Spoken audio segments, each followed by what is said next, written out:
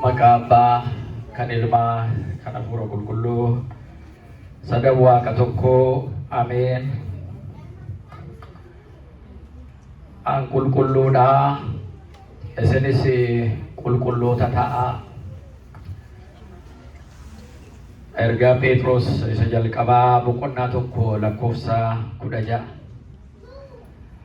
ang kulkullu da esenis kulkullu tataa Matiwan Waaqayyoon kan jaallatanu innis kan isin jaallatu sanbata barii kanaan mana kiristaanaa Fayyisaa Addunyaatti qaamaan kan argamtan akkasumas toora miidiyaa hawaasaatiin sagantaa keenya kan hordoftan hundumti keessan akkam bultanii akkam jirtu akkam yoo nageessan Waaqayyo yeroo hundumaa halkan gara guyyaatti guyyaa mala dadhabnu halkan akka nu boqonnu nu taasisee nu jijjiiree guyyaa gara torban gara ja'aatti ji'a gara waggaadhaan marsee kan nu eegu yeroo kan immoo umurii keenyatti nu dabalee kaanee dhufnee mana Waaqayyoo keessatti isa galateeffannee waan yaadnu Waaqatti mannee isa kadhannee sagalee isaa akka dhaggeeffannu kan nu dammaqsee kan walitti nu qabee Waaqa keenyaaf galanni isaaf haa ta'u.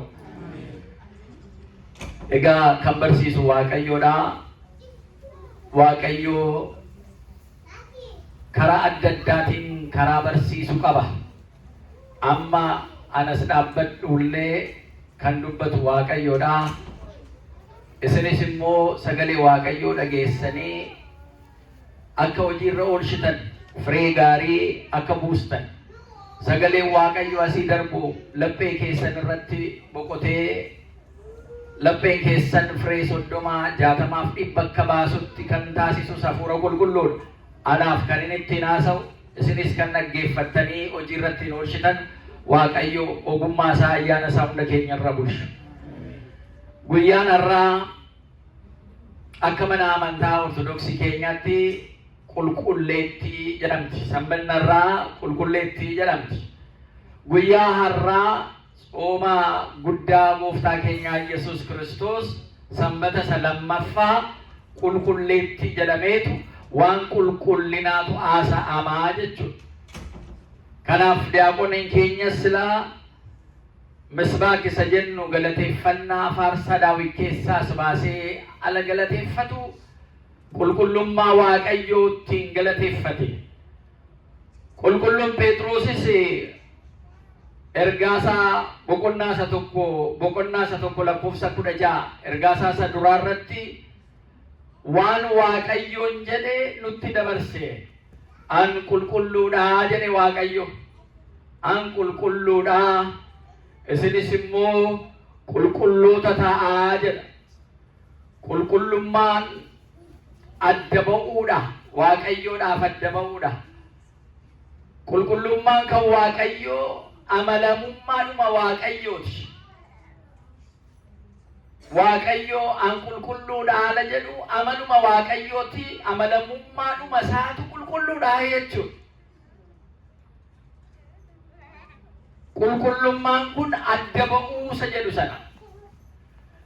Nu immoo qulqulloota ta'aa ala nuun jedhu kennaa isarraa maddeen qulqulloota taanaa jechuudha. Galanni isaaf haa ta'u. Amalamummaa Waaqayyoo keessatti akka qooda fudhannuuf Waaqayyo nu eeyyamee jechuudha. Galata isaaf haa ta'u. Qulqullummaan kun Waaqayyoo amalamummaa isaa waaqummaa isaa sanarraa kan madduudha kan isaa jechuudha. Xuraa'inni dogongorri irrinni Waaqayyo bira hin jiru. Guutumatti Waaqayyo qulqulluudha. Waaqayyoon kan fakkaatu hin jiru. Namoonni isatti amanan immoo akka qulqulluu jedhamanii waamanuuf humna kenneef infilateen adda baasateen kanaaf an qulqulluudha isin immoo maal ta'aa nuun jedhe qulqulloota ta'aa nuun jedhe. Maal jedhe an qulqulluudha isin maal ta'aa maal haasa'uu dadhabdan qulqulloota ta'aa. Kenna Waaqayyoo jechuudha. Waaqayyo fakkaachuudha jechuudha kun. amanamummaa waaqayyo kanaaf waamamne jechuudha. Kanaaf mana waaqayyo keessatti walitti dhufnee argamne jechuudha. Qulqullummaa isa waaqarraa maddu badhaasa kennaa isaarraan kan ka'e nus qulqulloota akka taanuufi jechuudha. Galanni waaqayyoodhaaf haa ta'u. Jireenya keenyatti waaqaaf adda ba'anii akka fedhii waaqayyootti jiraachuudhaaf iyyuu waamamne jechuudha. Gatii kanaatiif qulqullummaa jechuun waaqayyoodhaaf adda baafamuu jechuudha. Qulqullummaa jechuun waaqayyoodhaaf adda baafamuu jechuudha. Waaqayyoodhaaf fo'amuu jechuudha. Inni cubbuu irraa fagaachuu, waan xuraa'aa irraa fagaachuu qofa utuu hin ta'in guutummaan akka waaqayyoodhaaf taanu ta'uudha. Waaqayyoodhaaf akka taanu, waaqayyo dhimma akka nurratti ba'u ta'u. Xurii irraa fagaachuun qulqullina agarsiisa. Isa duwwaa utuu hin ta'in immoo qulqullinni kun inni xurii irraa fagaanne kun eenyuuf akka ta'utti? Waaqayyoof akka ta'utti jechuudha. Isa kana ala baay'ee namni fuula laalee nama tokko tokkoon abalu qulqulluudha, isheen qulqulluudha, inni qulqulluudha jedhee haasa'uu danda'a. Namni fuula laalaa waaqayyo garuu qulqullina isa kamiin ilaala? Isa laphee keessa jiru ilaala jechuudha. Isa dhokatee jiru sana ilaala jechuudha.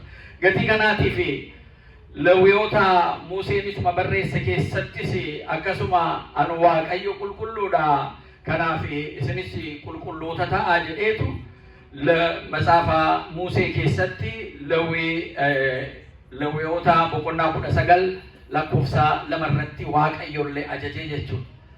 Inni kun amaarraa fagaachuu, waaqayyoodhaaf adda ba'uu, cubbuurraa of eeguu, karaa kamiin cubbuun hojjetamaa akkamitti isarraa of eegna ni jennus adda ba'ee kan taa'eedha jechuudha.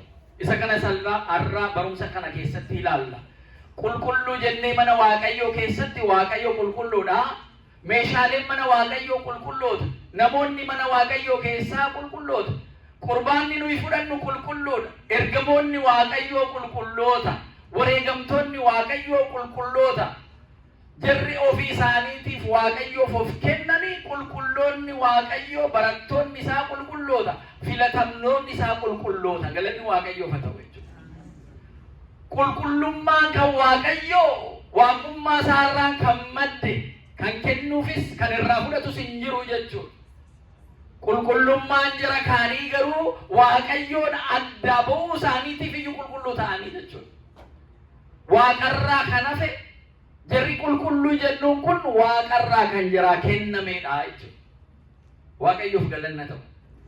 Amanamummaa isaa nunnawwanni waaqayyo. Nuyi cubbootoo jennu namoota foonii dadhaboota taanee utuu jirru amanamummaa isaarraa isa maddu waaqayyo nu qoodee jira jechuudha. Nu kennee jira jechuudha. Isaaf nu filatee jira jechuudha. Maqaan isaa ulfaatu. Kanaaf jireenya keenyatti gara waaqayyootti ala deebinee ala dhufnu iji keenya mimmaaniin guutama. Keessi keenya gammachuudhaan guutama. Gammachuu keessa keenyarraa ka'een iji keenya mimmaan qabachuu dadhaba. Eessaa akka dhufne gatii beeknuuf. Dadhabina akkamii keessaa akka dhufne gatii beeknuuf. Cubbuu hojjechuu akkamii keessaa akka dhufne gatii beeknuuf. Hojii waaqayyoon ittiin gara isaatti nu waame kanaaf dinqisiisaadha waaqayyoon jenneetu isa galateeffannaa. Inni kun arjummaan isaa imimmaan ija keenya keessa guuta jechuudha. Maaliif abbaa qabeenyaa tokkotu ta'e kottaa qabeenya koo hiradhaa nuun hin jedhu. Abbaa beekumsaa tokko nama ayyuu ta'e tokkotu arganne kottaati akka koo ayyuu ta'aa nuun hin jedhu. Ammuma nuu kennu nuu kennaa, isa booda isa hafe nuun kennu. Isa kanaaf fiildiin seeraa fi fiildiin jara doktoroota kanaa yookaan hikimannaa isa jedhanu kanaa health kuni baay'ee sophisticated godhuu jedhama. Maaliif yoo jedhamee akka namni dafee biraan geenyee fi intatu jarri seeraa kunis kitaaba adda waan tokko sitti barreessu saafi duubatti barreessanii intatu namni biraa bira ga'uu hin danda'u jara malee jechuudha. Intatu gati kanaatiif seeraan waan tokko ala barbaaddu abbaa seeraa barbaaddee isaatiidhaan itti kaffaltaa jechuudha. Atiin beekamma ta'e siifamaa garuu dhimma kee qabattee mana murtii deemuu hin dandeessu xaxamee gati jiruuf abbaatti barbaadda jechuudha. Kan doktorotaas kan injineerotaas akkuma kan xaxaa deeman jechuudha. Nama isa penetreet godhe jabaatee karaa jarri deeman sana halkanii guyyaa sooqee irratti barate isatiyyuu gara sanatti wal ce'aa jechuudha. Kallattii isaa fagaadha. Waaqayyo garuu qulqullummaa sakansaa ta'e kana kottaa qulqulluu ta'aa nuun jedhe waan baay'ee keessa soqnu hin jiru jechuudha. Waan baay'ee itti dadhabnu hin jiru jechuudha. Maaliif kenna isaati maqaan isaa ulfaatu. Qabeenya qabu akkuma kanaan nuu kenna ijoollee isaa haala taanu jechuudha. Isatti amannee yemmuu bullu Waaqayyo kan isaa kan ta'e hundumaa kan keenya taasisaa jechuudha. Inni kun kenna guddaadha maatiiwwan Waaqayyoo. Inni kun badhaasummaa guddaadha. Maaliif ana jennu addunyaadhuma kan akkuma kanatti jaallachuu isaatiif Waaqayyo ilma namaa akkanumatti jaallachuu isaatiif kan isaa qofa kan ta'e amalamummaa waaqummaa isaarraa isa maddu kana kottaati hirmaadhaa nuun jedhe. Kun kenna guddaadha. Foon namaa xuraa'aadha. Cubbamaa cubbuu kan hojjetedha. Garuu foon isa cubbamaa kana, foon isa dadhabaa kana, foon namaa kana nama jaallachuu isaarraan kan ka'e ilma isaa tokkicha Yesuus Kiristoosiin nu ergeetu foonuma kanallee gara isaatti kabaje jechuudha. Galanni isaaf haa ta'u. Abeet hojii dinqisiisaa. Kanaaf namoonni baay'een waa'ee Yesuus Kiristoos ilma Waaqaa nama ta'uu isaa laalanu Waaqayyoo qulqulluudha. Akkamitti foon namaa dadhabaa isa cubbuu qabu kana dhufeetu foon namaatiin asirratti mul'atee jedhanii fudhachuun itti dadhabamee sammuu isaanii kana bira ga'uu dadhabee hubachuu dadhabeetu lakkii kun hin ta'u iyyuu amma jedhanitti Waaqayyo qulqulluudha. Addunyaan kun xurooftuudha. Kanaaf xurii kanarraa cubbuu kanarraa Waaqayyo fagaatee jiraata. Wanti Waaqayyo qulqulluu gati ta'eef wanta cubbuu qabu kana maateriyaal worldii kanarraa Waaqayyo adda ba'ee jira kan jedhanii barsiisanu ilaalcha mataa isaanii qabantu jiru jechuudha. Isa kana ilaalcha isaanii sana kan cabse maa inni ala jennu Waaqayyo jaalala qabu sanaan kan isaa kan ta'e qulqullummaa kana nama hundaaf kenne, ijoollee Addaam hundaaf kenne. Nama ta'uu isaatiin ilmi isaa tokkichi Yesuus Kiristoos dhufee nama ta'uu isaatiin gara isaatti gaafa nu fudhattu kan isaa kan ta'e immoo nuu kennee jechuudha. Galanni Waaqayyoof haa ta'u. Waamichi nu waamamne kanaaf kana sitti walitti qabamnee jirrus kennaa Waaqayyoo kaffaltii tokko malee dadhabbii tokko malee nuu kenname kanatti amannee gammannee akka itti jiraannuudhaaf jechuudha. Waaqayyoof galanna ta'u. Yeroo hundumaa Waaqayyo waan qabnuuf, waan nu bira jiruuf, waan ilaallu, waan beeknu ol akka ta'e amanuun nu barbaachisa. Waaqayyoon ammam yoo baranne beeknee fixuu hin dandeenyu. Waaqayyo yeroo hundumaa ganama yeroo hundumaa dinqiidha Waaqayyoon, raajiidha Waaqayyoon. Hojii isaa bira ga'uu hin dandeenyu. Jireenya keessanittis ilaala. Eessa turre eessa geenye? Dhuunfaa keenya tokko tokkoon Waaqayyo eessaan waame? Eessaa sagalee isaa dhufnee akka dhageenyu nu taasise? Eessaa akka maqaa isaa faarfannu dhufee nu waame? Waltajjii isaarra nu dhaabbisee Waaqayyoon akka galateeffannu nu taasise. Nuyi silaa kanaaf kan fo'amneedha ala jennu bara oriitii sana keessa kan Waaqayyoon mana qulqullummaa Waaqayyoo keessa galee tajaajilu qomoo Lewwii kan ta'e duwwaa ture. Jarri mana Waaqayyoo keessa galanii aarsaa aarsuu kan danda'an jara duwwaa ture. Jarri amma ijoollee Eelii sana bira ga'anii Waaqayyo ilaalee taabota sana bira hojii isaan hojjetanuu fi Waaqayyo waan barbaadu adda ta'uusaa jarri hafuuran waa futuun ta'in hojii fooniitiif hubannoo fooniitii fi beekumsa fooniitiin deddeebi'uun isaanii suni waaqayyo biratti ilaalamanii tuffatamuun isaanii jara duwwaan itti qulqullaa'aa kan ta'e taabonni sunillee akka bakka seedhaa hin malletti galtu akka booji'amtus taasisee jechuudha. Maatiiwwan waaqayyo qulqullina waaqayyo irraa maddu akka nu ta'utti itti fayyadamnee barree hubannee isaan deddeebi'uun cubbuu akka injifannu nu taasisa. Fu'amtoota waaqayyo ta'uu filatamtoota waaqayyo ta'uu keenya nu ibsa jechuudha. Waa'ee qulqullinaa ilaallu jalqaba qulqulluun akkuma nama wanaatti jedhe waaqayyoodha qulqulluun.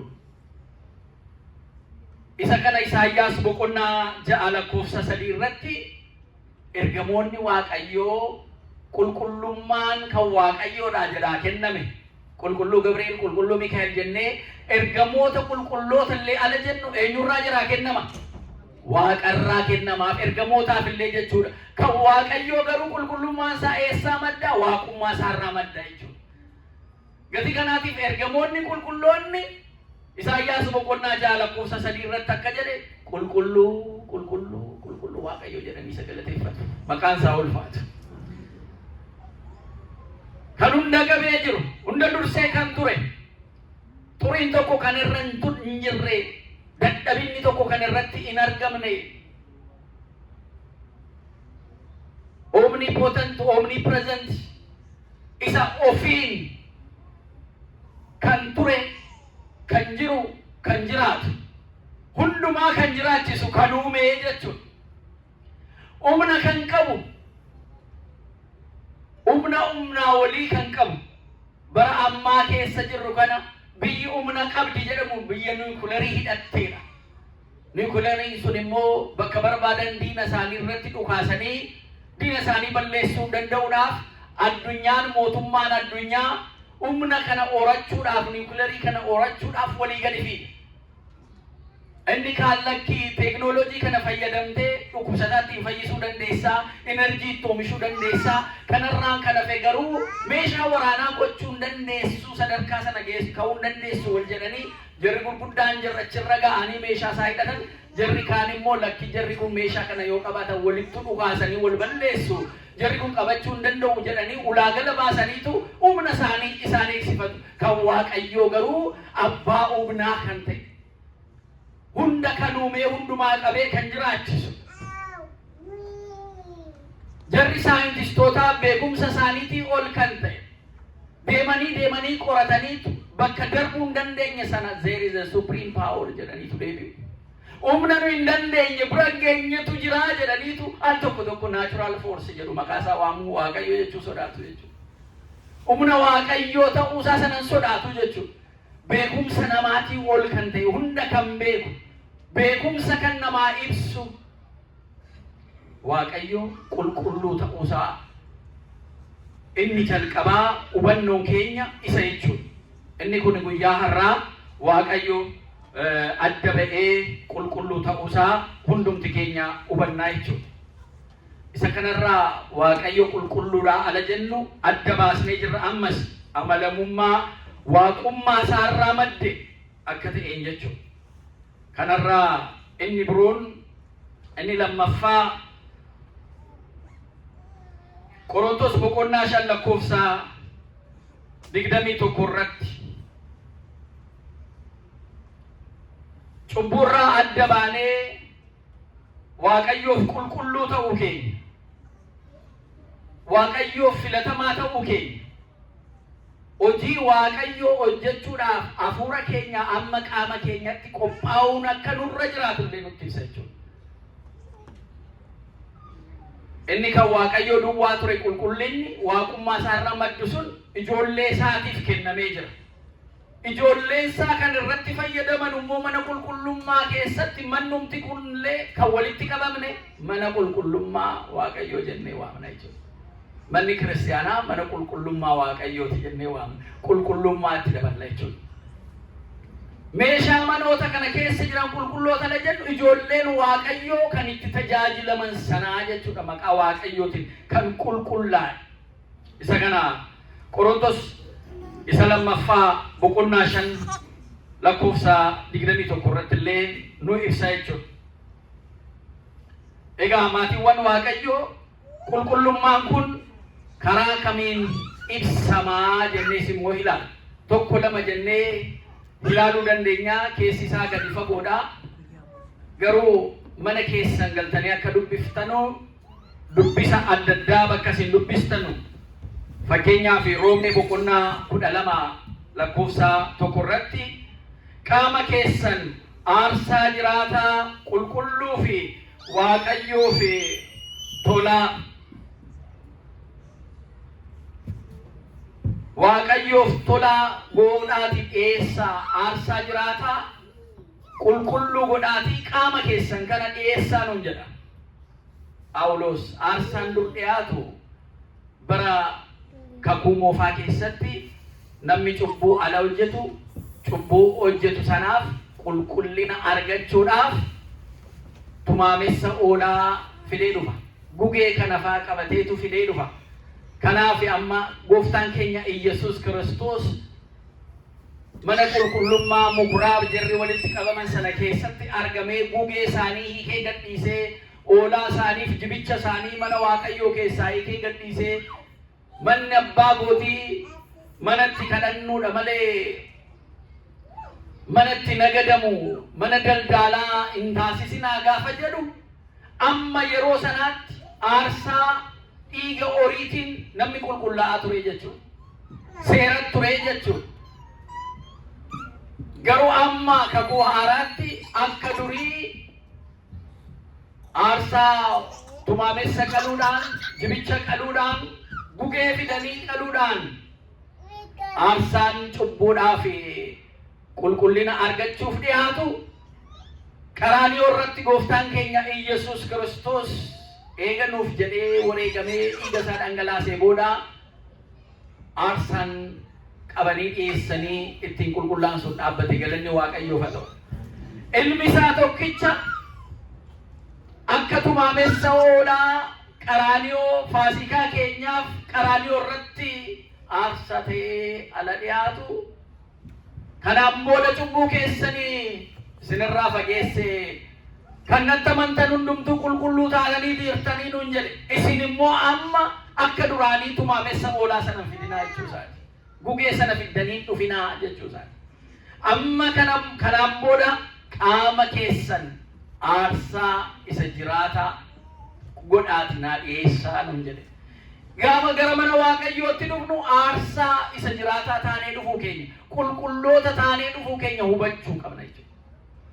Cubburraa kan addaan baane ta'uu keenya. Addunyaa kana keessa jiraannaa garuu addunyaa kana keessa Waaqayyoof kan fo'amne kan addaan baane ta'uu keenya hubachuun baay'ee nu barbaachisa jechuudha. Kanaaf qaama keessan aarsaa qulqulluu godhadhaatii Waaqayyoodhaaf dhiyeessaa kan inni nuun jedhu isa kanaaf. Egaa daa'imman qalbii keessan fudhachaa jiranii daa'imman keenya Waaqayyo nuuf haa guddisu. Haa ta'u malee qalbii keessan sagalee Waaqayyoo irraa akka hin fageessine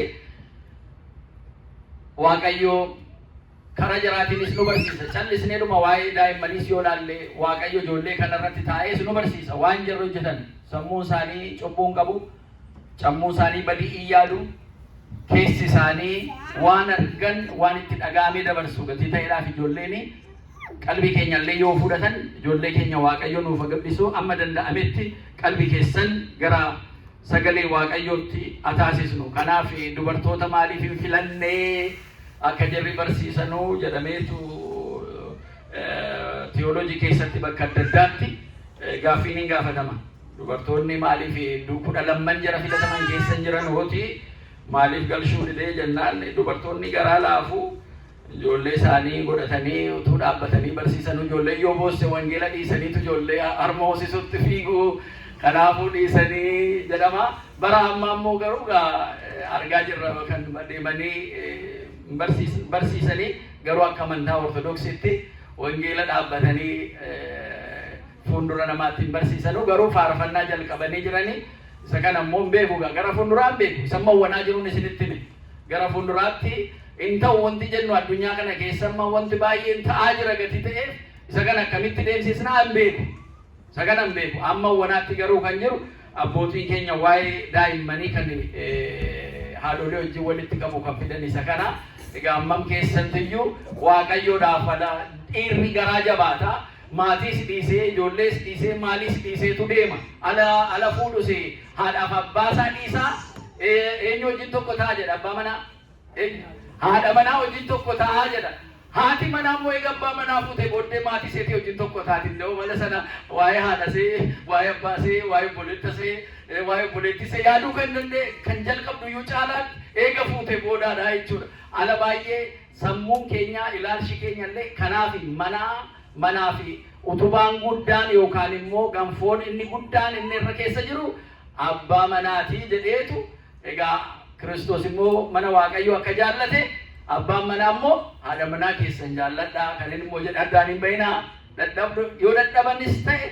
addaan akka hin baane inni kun egaa jireenya hawaasawaa keessatti akkaataa ittiin jiraannu wangeela keessaa maal akka dubbisudha egaa qulqulloota jedheen jira waa'ee qulqullummaa aarsaa of godhanii dhiyeessuu jennee jirra aarsaa of godhanii qulqullummaadhaan dhiyeessuun bakka cubbuurraa addaan ba'uu jenneeti jira nu immoo akka aarsaa jiraataatti akka aarsaa nama lubbuutu qabu aarsaa of dhiyeessuu jechuudha wareegamaaf of dhiyeessuu jechuudha wareegamaaf of dhiyeessuun akka namicha isa Keeniyaa keessatti kunoo Waaqayyo si filataati mee callumadhaa tsoomaa calluma jedhaati kadhadhaa faarfadhaa jedhee manatti walitti qabee nama 200 ol yaadattu bishaan hin jiru nyaati hin jiru kadhannaa duwwaa dharran kadhannaa Kiristoos hin dhufaa gatii kanaatiif hin bayinaa jedheen dhuguma jedhanii achuma isa dhaggeeffachaa oolan guyyaan hin darbe guyyaan tokko darbe lama darbe wanti dhugamu hin jiru wanti nyaatamu hin jiru in dadhabee hin kufeem gaafa jedhamu eeyyee Kiristoos waamuu dhaqeetu jedhaa isa dhiisaatii kadhadhaa utuu jedhu tokko biraa utuu kufu maal kunoo dadhabee jira si gaafa jedhan kunoo Kiristoos isaa dhufuuf utuu jedhu nama mana sana keessa jiru mulluu godhe achumatti fite namoota 200 oltu du'e isa kana gaafa ilaallu qulqullummaa fi aarsaa godhanii of dhiyeessuudhaaf karaa jarri deeman namoonni tokko karaa dogongoraa jechuudha afuura qulqulluutti taasa yaala jennu lakki afuura qulqulluun kana keessa hin jiru amma of ajjeesutti kan si gaafatu hin jiru jechuudha soomiin keenya amma soomnullee amma of sirreessinutti amma foon keenya afuura keenyaaf bichisiisnutti akka fedhii Waaqayyoo nu hojjetutti malee nu ajajamutti malee amma dhukkubsannutti ta'uu hin qabu abbootiin keenya akka nu barsiisanitti jechuudha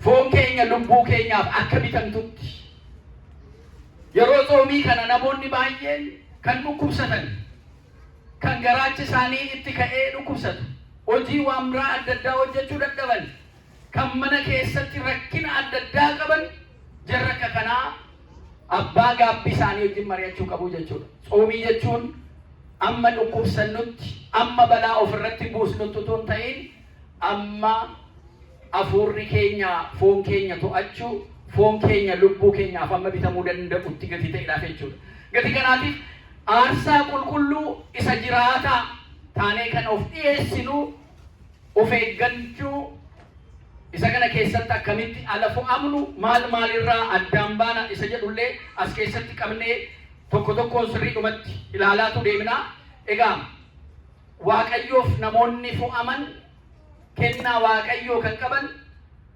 ala tsooma kana kaasunu akka Daani'eel faayoo dandeenyee lafa hidhaa keessa jiranitti akka Abuun Aragaawii torbanitti daabboodhuma muraa walakkeessa kana nyaachaa Waaqayyoo wajjin afuura Waaqayyoo ayyaana Waaqayyootiin cimaa turan sana cimuu hin dandeenya ala jennu akka qulqulloota kitaaba keessatti fakkeenya nu ta'anii jiran hin dandeenya ala jennu akka isaanii hin dandeenyu torban tokko guutuutu hin nyaatin Waaqa galateeffachaa jiran jira sammuun isaanii Waaqa isaanii wajjin tamasixoo isa jennu maal jenna afaan Oromootiin maal jenna tamasixoo devotion isa jedhan isa afuurri qaamni as jira garuu afuurri isaanii ayyaanni isaanii asin jiru jechuudha abbaan edeloo Yaareed Waaqayyoon utuu of kennee galateeffatu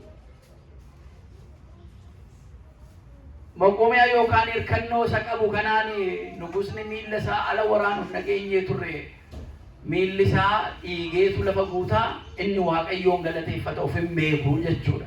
Of kennee jira jechuudha. Divooshinii kana tamassixoo isa jedhu kana maal jennee hiikna? Liqinfamuu?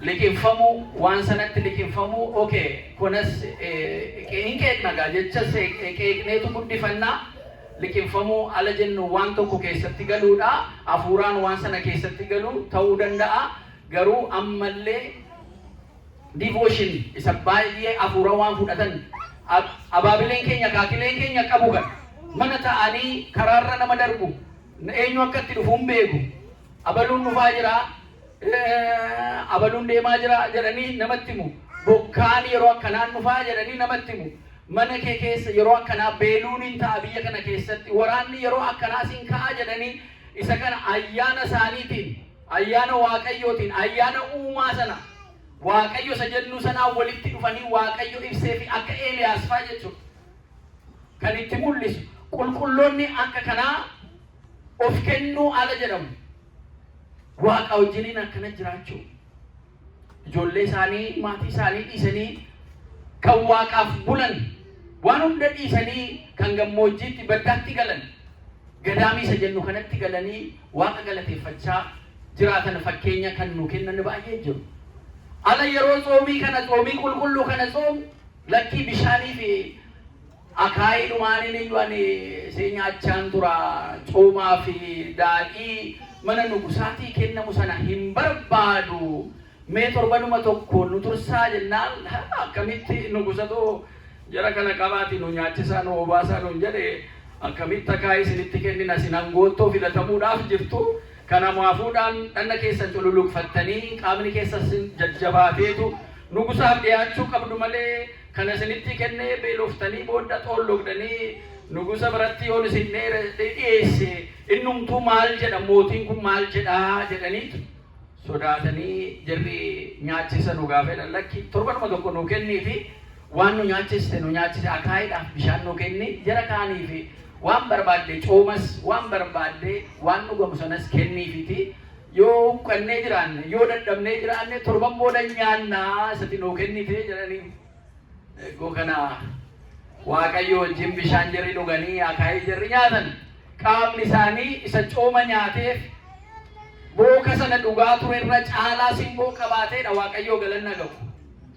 Ala filatamnu ala of kenninu waan hojjennu waaqaaf jennee ala hojjennu aarsaa isa dhugaa isa jiraata of goonee waaqaaf ala of dhiyeessinu waaqayyoon hojjeta jechuudha.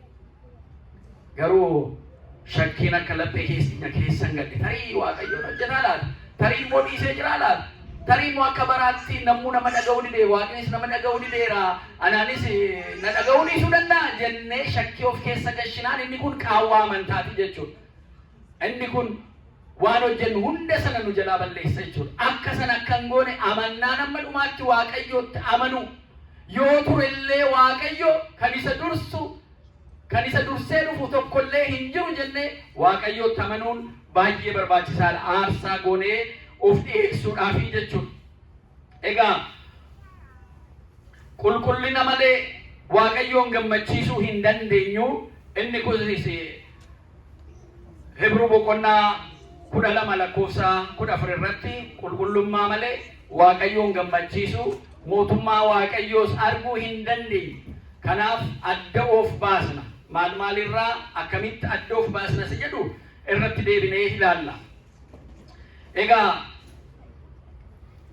jireenya guyyaa guyyaa keenya keessatti qulqullummaadhaan deddeebi'uun maal nutti agarsiisaa isa jedhu immoo ilaalla. Jireenya keenya guyyaa guyyaadhaan qulqullummaadhaan fo'atamnee akkamitti deddeebina. Qulqullummaan kun maaliin ibsama la jennu tokkoffaan yaada keenyaan ibsama jechuudha. Yaada keenyaan qulqulluu ta'uu nu barbaachisa. Yaada qulqullaa'e maal akkamitti yaada keenya qulqulleessinaa kan jedhu jiraachuu danda'a. Yaa Waaqayyo ati ayyaana koorra bulii, laphee koorra bulii, hafuura koorra bulii, yaada koo hundumaa to'adhu, Hafuura koo hundumaa to'adhu yaa Waaqayyo jennee Waaqayyootoof kennuu nu barbaachisa jechuudha. Yaada keenya isa laphee keenya keessa deddeebi'u jechaan kan hin ibsamne ganaa laphee keenya keessa namni laphee yaadeetu jechaan ibsataa miti. Isa nu keessa jecha keenya laphee keessa jiru isa jechaan ganaa gadi baafamee arrabaan hin dubbatamne san isa yaadnu sana yaa Waaqayyo yaada keenya nu qulqulleessi jechuu qabna jechuudha. Bu'uuruma jecha keenyaa kan ta'e yaadi keenya qulqullaa'uu qabaa jechuudha. Al tokko namni hafuurri isaa jeeqamee qalbiin isaa jeeqamee ala haasa'u maal namichi kun qalbiin isaa qulqulluu miti maal qalbiin isaa dhibamee jettu maaliif wanti inni haasa'uuf wanti inni hojjetu walitti dhufuu dhiira ka'ee ala haasa'u waan haasa'u sanallee hubannoo hin qabu isa kanarraa Waaqayyo nu eegu kanaaf yaaduma bu'uura jechoota isa ta'e sana qalbii keenya Waaqayyo akka nu qulqulleessu jechuudha. Yaada keenyaan keessatti qulqullaa'uun isa tokkoffaadha. Inni lammataa yaada isa yaadne sana Waaqayyo nu qulqulleesse yaada sanarraa immoo kan maddu jecha keenya immoo nuuf qulqulleessu jechuudha. Inni kunis isa yaada keenya nu qulqulleesse yaada keenya immoo booda immoo jecha keenya immoo akka nu qulqulleessu jechuudha. Waaqaaf galanni haa ta'u. Gochuun danda'a? Baay'ee danda'a. Bu'uurumti isaayyuu isa gati ta'eef jechuudha. Yaada keenya nu qulqulleessa yaada keenyaan qulqulloota taanaa jechoota keenyaan qulqulloota taanaa eessatti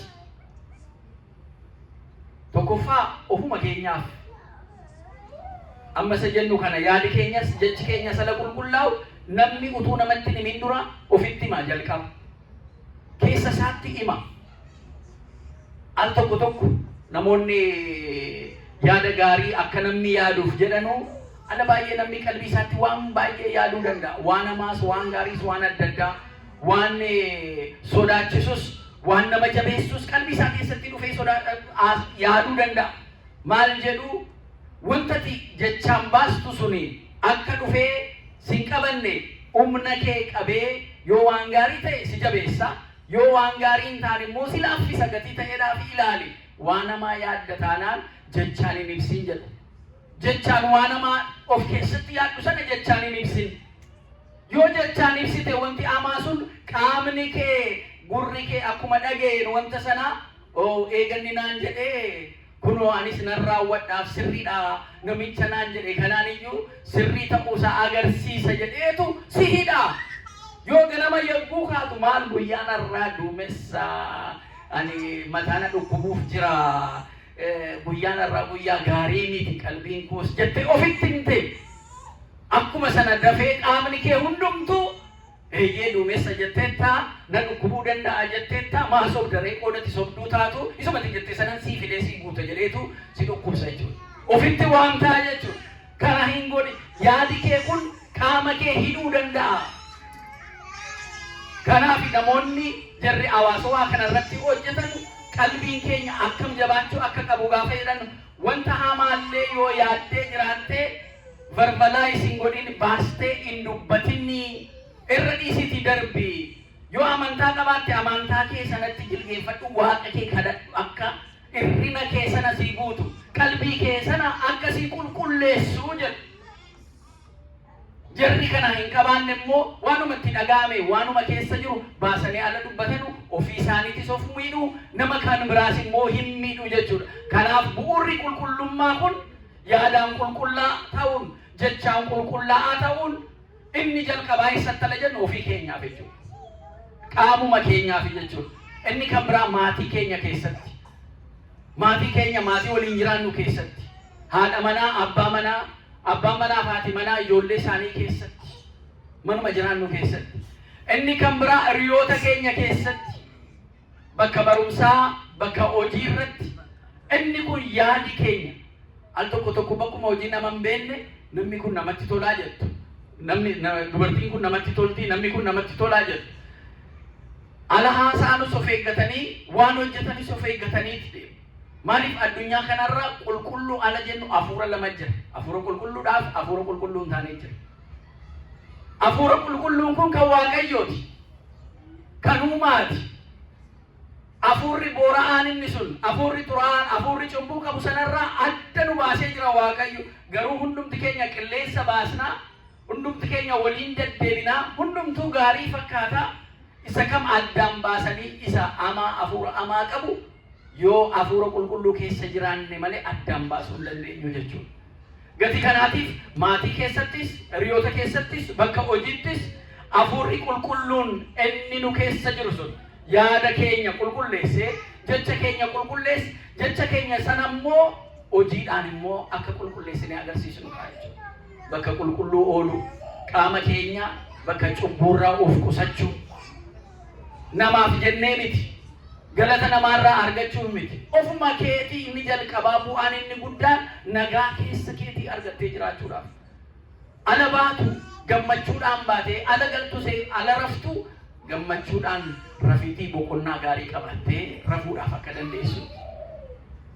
Afurri keessun bu'uurarraa, yaadarraa, jecharraa, hojiirraan kan qulqullaa'e yoo ta'e aarsaa Waaqayyoo kan immoo eenyuun na gargaara jetta. An qulqulluudha jettee, ani koo yaadi koo qulqulluudha, jechi koo qulqulluudha, hojiin koo qulqulluudha jettee akka ofitti boontuuf miti. Eenyuun kana godhee jettee akka galata galchituuf. Eenyuuf galata galchitu? Eessarraa madda gatii ta'eef, Waaqarraa madda gatii ta'eef jechuudha. Inni kun tolaan badhaasa Waaqayyoo gatii ta'eef, kennaa kaffaltii tokko malee Waaqayyo kan nuu kenne gatii ta'eedhaaf Waaqayyoof immoo galata galchina. Kanaaf qulqulloonni waan tokko ala hojjetan Waaqatu hojjete jedhanii Waaqaaf galata kan galchatu. Hawaasni keenya, uummanni keenya kana hojjette ala jedhamu Waaqatu hojjete kan jedhanu. Kanaaf ofirratti Waaqa arganii, jechoota isaanii irratti Waaqa dursanii, jireenya isaanii keessatti Waaqa dursanii, abbaan qabeenyaa Waaqayyoodha jedhanii yoo kennamee fi qabeenya illee qabaatan qabeenya kana isa dhabee fi utuun ilaalu akka hin beelofne isaa qooduu fadaraanatti kennate Waaqayyo jedhaniiti uumaa isaanii sanarraa, ayyaana uumaa isaanii isa qulqulluu sanarraa utuu addaan hin ba'in eebba argatanii mana isaaniitiifis, jireenya isaaniitiifis, hawaasa isaaniitiifis, biyya isaaniitiifis tajaajilu jechuudha. Maatiiwwan Waaqayyoo amma yeroo ammaa waa'ee qulqullummaa kanaa ta'u guyyaa har'aa keessatti miliyoona meeqa bataskaanni manni amantaa ortodoksii bakka jiru hundumatti waa'ee qulqullinaa kanayyuu barsiisama guyyaa har'aa jechuudha. Namni ammi kun miliyoona meeqa akka ta'e ilaalaati amantaa ortodoksii keessatti jiru waa'ee qulqullinaa haasa'u.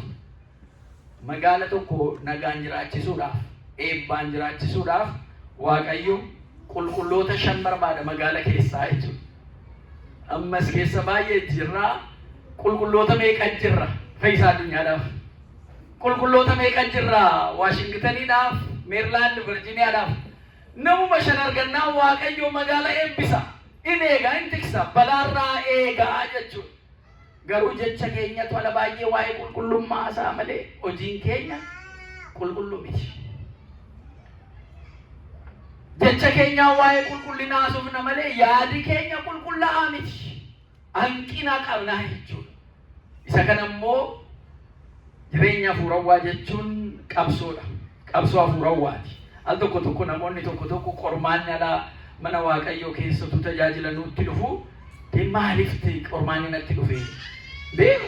Tumma taskaaraan dhufiin namni tokkoyyuu magaa konkaasuu ture. Anutuun as dhufee farfatiin as dhufee utuun lallabin as dhufee utuun qindaasee qandasuu dhabaadhee namni tokko maqaa koyyuu beeku dhokadhee jiraachaan ture. Maali kun qormaanni akkanaa natti dhufe jedhee kan boodatti jedhu baay'ee jira. Garuu jireenya hafuurawwaa qabsoo hafuurawwaa keessa ce'uu nu barbaachisa. Isa kana ce'uudhaaf immoo kenna Waaqayyoo, badhaasa Waaqayyoo kana hubachuun nu barbaachisa. Sadarkaa keenyatti miti. Nu immaa magaala keessa jiraanna. Magaala keessa jiraannee jireenyuma normaalii ordinary jiraanna addunyaadhuma kana keessatti. Jarri adda ba'anii gadaamii keessa jiraanna, bakka gammoojjii lafa namni hin geenye jiraanna jedhamullee qormaata qoramu jira keenya. Kiristinnaan qormaata malee hin jiru. Eessaa hubannaa yoo jenne gooftaan keenya Yesuus Kiristoos irraa hubanna. Qulqulluudhaan foon namaa uffatee kan mul'ate qulqulluu, jecha isaatiinis hojii isaatiinis cubbuun tokko kan irratti hin argamne, dogongorri tokko kan irratti hin argamne qulqullaa. Wangeela Maatiyos boqonnaa 4 irratti garuu guyyaa 40 eega tsoomee eegaa beela'ee boodaa jedha. Qorannaa isa qoratu jetti dhufee jedha. Qorannaa eenyutti? Yesuus Kiristoositti. Maaliif itti dhufee? Akka itti dhufne gochuu danda'a. In qoratamtu. Isinis hin qoratamtu. Ala tsoomtan hin qoratamtu. Ala jireenya hafuurawaa jiraattan hin qoratamtu. Garuu qulqulluun Waaqayyoo isin waame qaama keessan aarsaa isa jiraataa godhaa dhiyeessaa kan isiniin jedhe Waaqayyoo isinii wajjin jira. Yoo qoratamtan illee Yesuus Kiristoos eega qoratame booda qorataa isaa sana mo'ateetu jira. Isinis immoo akkuma koo mo'attanii jiraattu jedha. Waaqaaf galanni haa ta'u. Gatii kana Waaqayyoo fo'amuun, adda ba'uun, yaada keenyaan, jecha keenyaan, hojii keenyaan waan qulqulluu waan Waaqayyo jaallatu hojjechuudhaaf. Yoo qormaanni nu quunnamillee, yoo irrina agarsiisnellee, yoo kufnellee yadiina kun gammadin yoo kufe nan ka'a. Yoo bitintiraadhe Waaqayyo na jabeessa yadiina kun gammadin jechuu qabna jechuudha. Seexana gammachiisuurraa. Akka jabaannu jireenya hafuurawaa keenya yeroo ammaa hafuura addunyaa keessaa kallattii amantaatiin deemamu hundumtuu bara teekinooloojii kana saaxilamee jira. Jireenya hafuurawaan gara raashinaal tiinkingii kanatti dhufee raashinaal tiinkingiin saayinsiin kun immoo jireenya hafuurawaa kana saaxilaan jiraa jechaa jira. Yeroo kana keessa dhugaa amantaadhaan arginu isa teekinooloojiin saaxilu sanarra ceenee akkamitti jiraannanni jedhu kun baay'ee qorannoo guddaa, qoratamuu guddaa kan barbaachisuudha. Qorannaa guddaadhas kiristaanaadhaaf. Bara yeroo ammaa suura keessan baasanii kaa'anii sirba barbaadan itti gadhiisanii uffata barbaadan itti uwwisanii isinii dannasu isinitti agarsiisu, isinii shubbisu isinitti agarsiisu, isinii dhiichisu isinitti agarsiisu. Achi keessa garuu isin jirtan. AI'n hojjetu. Inni argitu miti amma yeroo ammaa teekinooloojii waan irra gahe bara durii suura isinitti agarsiisnaan dhugaadhaan amantu. Viidiyoon immoo argamnaan bakka dhumeera jechuudha, haqa jechuudha. Garuu bara ammaa kana keessa inni nuyi bu'uura godhannee haqaaf bu'uura godhannu, beekumsa keenyaaf, murtii keenyaaf bu'uura godhannu ammam hojii nutti dabalee akka jiru immoo ilaala. Haadha manaa oddoo malee naman taanee wajjin suura fidanii agarsiisanii, viidiyoo fidanii agarsiisanii abbaa manaatti kennanii kunoo ati manaa kee oddoo ooltuaan argita. Abbaan manaa abiddi boba'ee, abidda ta'ee, keessi isaa gubatee, ala seenan mana lafa ooltee dhuftullee dubbisuullee hin danda'u. Baasee taasisuu hin danda'u. Keessi isaa gubata. Maal taatee har'ammoo maal ala jettu? Waan hojjettu jettee maaliin haan jettaa jedhee hin gaafatullee inni immoo dhaqeetu isuma qaama isaatiin isa dhugaasaa sana immoo cubbuu sana kan hojjetu. Mana qulqullummaa, bultii qulqullummaa isaa kan xureessu, mana qulqullummaa Waaqayyoo kan ta'e qaama isaa sagaagalummaan kan balleessu meeqatu jira. Hannaan nama ajjeesuudhaan, dhiiga dhangalaasuudhaan, firdii haqa hin taane kennuudhaan, malaamaltummaadhaan, ganzaba walitti qabuudhaan murtii kan jallisu meeqatu jira. Inni akkanaa qulqullummaa keenya nu jalaa xureessa. Isa kana keessatti argamaas qulqullina Waaqayyoo immoo ibsina jechaa deemuun hin danda'amu. Baay'ee rakkisa. Jireenya hafuurawaa yeroo amma keessa jirru isa akka bara Phaawulos fa'aa jiran, isa akka bara Phexros fa'aa jiran irraa teekinooloojiin dabalee deemee jira. Waaqayyo garuu isuma kaleessaati. Hin haaromsamu. Gatii kana yeroo ammaa keessa jirru wanti dhageenya hundumtuu dhugaadhaayii ala jennu dhageera isa kana dhagee ala jennu wanti dhageenya sun hundumtuu dhugaadha. Wanti jaamdee maal dhugaadha malee kunoo footoon argine ala jennu footoo sana arguun dhugaa sana dhugaa gochuu danda'a amma sanatti. Viidiyoon isaa jira kunoo viidiyoon uffaas akkana ta'ee ala jennu abbaa barbaadan fuudhanii viidiyoodhaan hojjetaniitu. Kana jechuun maa inni ammamtaa murtiidhaaf waa tokko murteeffannee deemnu ammam fageessinee hilaaluu nuti akka jiraatullee nutti agarsiisa jechuudha. Inni kun qulqullina jireenya keenyaatiif dhuunfaa mataa keenyaatiif murtii fudhachuudhaaf kanarraan kan hafe namoonni baay'een kana taanaan jedhanii mana Waaqayyoo dhiisanii kan deeman baay'ee jiru. Jireenya furawwaa akkana eegatee jedhanii afurawwaadhaan jalqabanii fooniin kan xumuranu meeqa jiru. Maal abaluun tajaajila mana Waaqayyoo turre, maal abaluun isheen kun faarfattuu mana Waaqayyoo turre kan jedhaman garuu teellaatti kan deeman. Waaqayyoo mana isaatti nuuf deebisu. Kanaaf al tokko tokko namoota nu keessaa ba'an miliyoonaan lakkoofsa 2-3 jennu miti. Oromiyaa keessatti miliyoona 10 ol ortodoksiin nu keessaa yaa'ee ala jennu yoo nutti dhaga'amuu dhabaate kun mana Waaqayyoo keessa maaliif ba'anii ala jennu koozii jarrittiin ba'an yoo nutti dhaga'amuu dhabaate jara kana qulqullummaarraa dhiibaa jirraa jechuudha. Jarrachi keessa jirru qulqullootaa'ii ala jennu gaaffii of gaafanna jechuudha. Ilaalcha fooniitiin adeemsa fooniitiin mana Waaqayyoo ijaaruun hin danda'amu. Maaliif manni Waaqayyoo mana qulqulluu gadi ta'e? Kanaaf kijiba mana Waaqayyoo keessa jiru, bulchiisa keessa kijiba jiru, fakkeessaa jiru, soba jiru, irra dibaa mana Waaqayyoo keessa jiru lakkii dhiisaa. Waaqayyo kana hin jaallatu. Kana Waaqayyo hin goone. Manni Waaqayyoo mana qulqulluun namoonni Waaqayyoo fo'aman filataman qulqulloota kan ta'an kan keessa jiraatanu qulqullinaan inni tokko immoo jecha ofiitiin dhugaarratti argamu jechuudha. Hojii duwwaa miti, jecha ofiitiinis dhugaarratti argamuun baay'ee barbaachisaadha. Yaadi keenya inni eebbisame sun, inni qulqullaa'e sun jecha keenya jecha dhugaa sanas baasnee akka hafuura Waaqayyoo ayyaana Waaqayyoo nuu kenname sana ittiin eegnu jechuudha. Waa'ee qulqullinaa waan baay'ee kaasuu dandeenya. Mana Waaqayyoo keessatti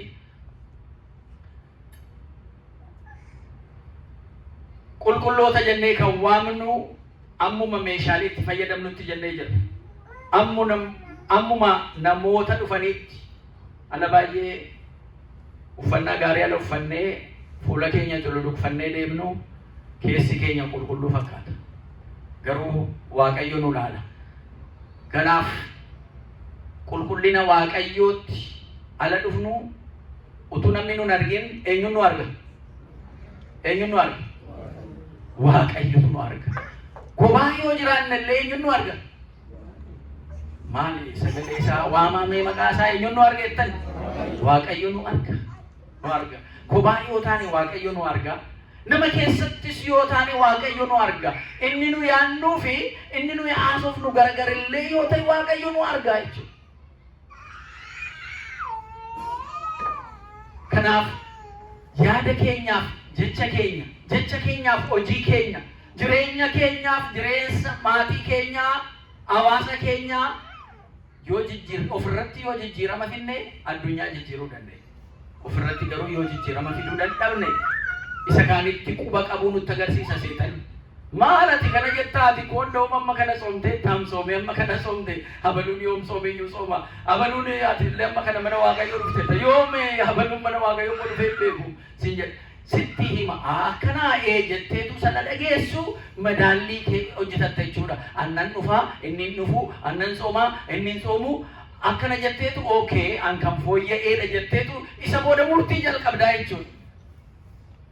Ana murteessitu immoo utuu siin kennamin utuu siin galin hin murteessin siin jedha. Yoo murteessite sitti murtaa'aa siin jedha immoo wangeelarraa gooftaan keenya Yesuus Kiristoos nu qaba jechuudha. Inni kun immoo qulqullina keenya sana nu jalaa hir'isaa jechuudha. Kanaaf maatiiwwan Waaqayyoo waa'ee qulqullinaa tokko tokkoon kaasnee baasnee buusnee Waaqayyo irraa ka'ee ergamoota isaa irraa ka'ee namoota irraa ka'ee manneen namoonni qulqulloonni keessa jiran isa qulqullaa'e isarraa kaanee meeshaalee mana qulqullummaa keessa jiran isa kanaan tokko tokkoon ilaallee jireenya keenya ala ilaallu inni maddi isaa Waaqayyoon kan ta'e Waaqayyo immoo kan isarraa maddu kan ta'e isanni badhaasa akkanumaan nuu kenne sana hubannee bakki nu geenye hundumtuu bakki nu qabanne hundumtuu qulqullaa akka ta'u cimsinee waaqa keenyatti kadhachuu nu barbaachisa jechuudha. Yeroon xoomii keenyaa cimsinee isa kana kan yaadannuudha jechuudha. Kanaaf yaa Waaqayyo biyya keenyaas yaa Waaqayyo uummata keenyaas nu eegii kan jennu addunyaa kana nu eegii kan jennu waa'ee qulqullummaa kana keessatti akka of jabeessinuudhaaf jechuudha. Gati kanaa guyyaan irraa akka amantaa ortodoksii keenyaatti hundumtuu qulqulluu Waaqayyo jedhee kan ittiin galateeffatu gati ta'eedhaa fi qulqullummaan qaama keenyaa akkasumas kadhannaa keenyaan cimuu isa duwwaanitti xooma keenyaan jabaachuu jaalala walii qabaachuun inni kunillee achi keessatti kan jirudha. Of gadi qabuu kisoomina isa jennu sana inni kunillee hojii kennaa qulqullummaa kana keessa isa jirudha. Gaabbii cubbuu keenyaaf galuu kan cubbuun hojjenne Waaqayyo duwwaadha kan hin dogongorre Waaqayyo duwwaadha. Namni hin dogongoraa garuu immoo deebi'ee qalbii jijjiirrata. Qalbii koo jijjiirradhe bara durii nissaa abbaati inni jedhanu kun qalbii jijjiirrannaa inni jedhanu kun qeesii fi nama duwwaa miti kan walitti dhufee qeesiif namicha duwwaa hin turreeyyuu. Akkanuma dhufanii gaafa sagalee Waaqayyo dhaga'an jara dhagaan keessaa wal ka'ee dhaabbatee an kana hojjedhee Waaqayyo dhiifama naaf godhu dhiifama naa kadhadhaa jedheetu ta'a jechuudha. Waaqayyo siifa dhiisu jedhan hundumtu kanatti hin deebiin hojjetin jedhaan fuulduree dhumatti walitti yoo nama ajjeesee dhufeetu an kunoo namatu harkatti baddalamee nama ajjeesee daraa Waaqayyo dhiifama naa godhaa jedha jechuudha. Waaqayyo siifa dhiisuu jedha poolisiin isa gadhiisu saboota inni dhageessunis dhagee qabeetu nama ajjeesee as galee kunoo himatee jira ragaan koongrigeeshinii isa kanaa jedhee walimachuu ala jalqabu isa boodayyuu abbootiin ta'anii lakki inni kuni namoonni sodaatanii waan irra ga'urraa akkana qodanu jedhanii luba duwwaatti qeesii duwwaattiif inni Waaqayyoon gidduu isaanii godhatanii akka gaabbii galanu kan ta'e kanaafi jechuudha. Amma wana biyya keenya keessatti amma bara dhiyootti amma waggaa 2017 nan beeka gara Kafaa Shakkaa Beenchi Maajii gaafa dattanu gara keessumaa Maajii biyya jedhamu Miizaan Tafarii Finfinnee irraa kaatanii boongaa galtanii gara Miizaan Tafariitiin gara Maajii biyya jedhamu ala galtan yookaan gara Gambeellaatiin gara Goree sanaan dhattanii baadiyyaa sana keessa namoonni jiran soban beekan. Yoo nama ajjeesan anatu ajjeesee jedhu maaliif ala jedhanu sangaa kuna jalaa ajjeesee jedhu minaan kuna jalaa ateenaan ajjeesee jedhu fuulduree dhumatti ba'anii jechuudha. Soban beekanu jirri sun waan hojjetan sana fuulduree dhumatti himu. Achi namni barate kun namni magaalaa gara baadiyyaa sanaa deeme warqii biyya warqii jirudha gara diimaa kana fa'aa bakka jedhamu hunda geessu ta'a.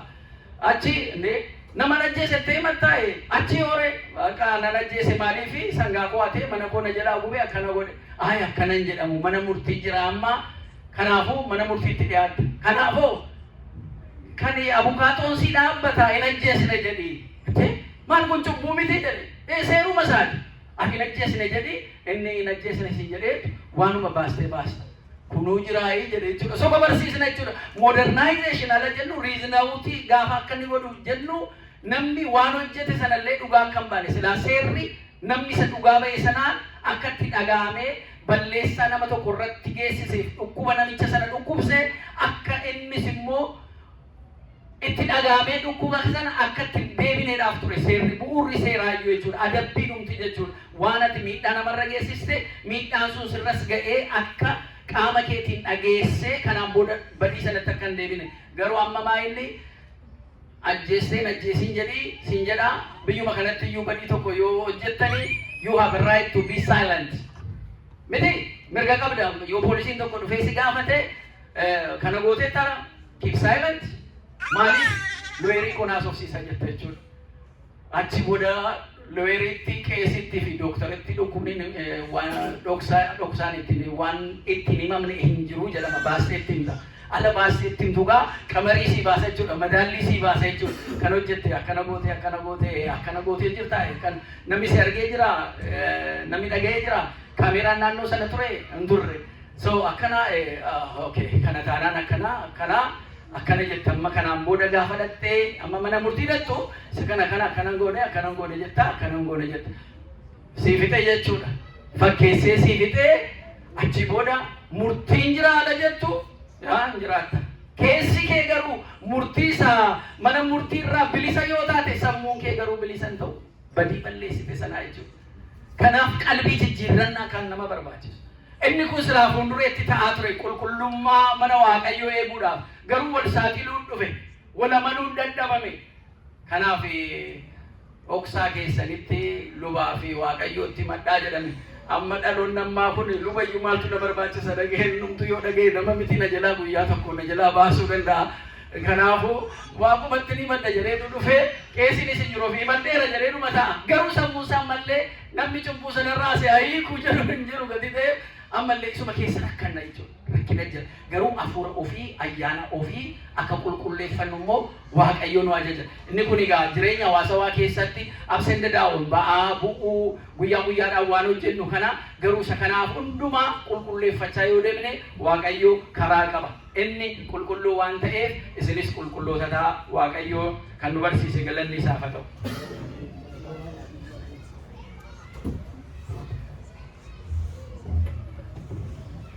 Ayyee Waaqa nu barsiifatee Waaqa nu gorfatee galanni guddaan haa ta'u. Ayyaana gaaffaan keenya akka gaariitti wangeela keessaa caqasanii nu barsiisaniiru waan nafsee keenyaaf ta'u jechuudha. Waaqayyo hunduma keenya wajjin haa ta'u. Abbaa keenya warra nu barsiisan immoo Waaqayyo sagalee jireenyaa sana dhageessisu. Sagalee jireenyaa sana dhageessisu. Sagalee jireenyaa sana dhageessisu. Waaqayyo hunduma keenya dhaaltuu mootummaa isaatiin waan taasisu.